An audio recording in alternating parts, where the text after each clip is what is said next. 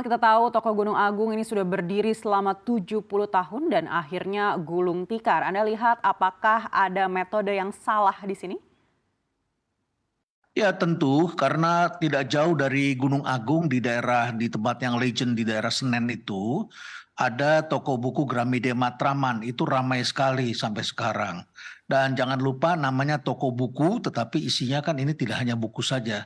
Semakin hari kombinasi antara buku dan non-buku. Jadi memang sejak beberapa tahun terakhir ini, toko buku itu berpindah-pindah tempat, mencari lokasi baru. Jadi kalau kita stagnan di satu tempat, apakah ukurannya, apakah tempatnya, kemudian brandingnya itu memang tidak akan bergerak. Jadi ini ada gabungan antara disrupsi dan non-disrupsi dalam pengelolaan perusahaan. Baik, artinya bukan semata-mata karena buku konvensional tergeser dengan metode buku online. Buku online nyatanya hanya sekitar 5-7% dari total penjualan buku seluruh Indonesia. Saya cek pada masing-masing penerbit ternyata pendapatannya hanya 5-7%. Baik, jadi menurut Prof justru ini ada strategi pemasaran yang salah atau yang kurang berkembang. Ya, jadi maksud saya begini loh. Tadi ya 5-7% itu adalah e-book bukannya online ya. Tapi semuanya sekarang harus online dan offline. Jadi masuk juga di Shopee, masuk juga di Tokopedia, masuk juga di semua di Lazada dan sebagainya. Tapi mereka juga punya offline. Hari ini tidak ada yang bisa berdiri sendiri hanya online sendiri atau offline sendiri. Tetapi kalau e-book itu hanya 5-7%. Jadi tidak semata-mata penjualan ada di sana. Saya juga lihat misalnya beberapa toko penerbit buku sekarang melakukan gencar misalnya bazar buku di satu tempat. Itu pendapatannya dalam waktu singkat cukup besar. Jadi masyarakat itu memang harus dipanasin untuk membeli buku. Jadi tidak bisa buku itu ditaruh di toko buku dan konsumen datang sendiri. Jadi memang ada perubahan, ada pergeseran karena minat orang berbelanja sekarang sangat cepat sekali berubah. Baik, apakah ini juga terkait dengan adanya penurunan daya beli masyarakat? Saya tidak sepakat terhadap hal itu karena kalau ada pameran beberapa penerbit bazar itu mengaku dalam waktu 2 minggu bisa dapat 2 miliar katanya.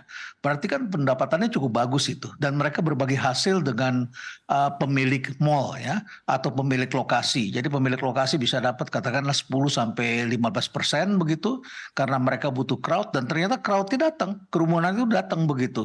Jadi ini bukan karena daya beli. Jadi menurut saya daya beli masuk kuat, mereka masih punya keinginan untuk membeli buku dan saya kira tergantung bagaimana kita sekarang menggerakkannya karena masyarakat ini sangat dipengaruhi oleh diskon, oleh pameran, oleh kerumunan, oleh pertemuan.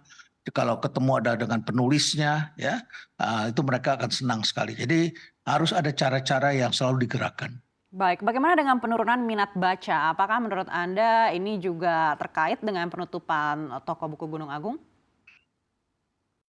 Minat baca itu memang ada perubahan. Dalam arti saat ini semakin bacaan orang tuh semakin pendek ya. Span kontrol orang terhadap sesuatu itu semakin pendek begitu ya. Jadi dengan orang semakin suka dengan TikTok yang hanya dalam berapa detik itu sudah paham, sudah mengerti, sangat paham dengan segala sesuatu yang bersifat visual dan lain sebagainya. Tetapi ini tidak berarti bahwa minat orang tua untuk mendidik anak-anaknya membaca itu berkurang. Menurut hemat saya orang tua tetap punya kesadaran bahwa memberikan buku itu adalah suatu hal yang wajib yang membuat anak-anak akan menjadi anak hebat di kemudian hari. Sekolah juga tetap mendorong para siswa untuk membaca dan saat ini justru lagi terjadi euforia banyak orang untuk menjadi penulis. Jadi kalau ada kursus-kursus menulis, kami baru saja di Rumah Perubahan bikin itu, ada forum penulis, itu orang-orang dewasa dan anak-anak datang, itu bisa sekali datang bisa 100-150 orang.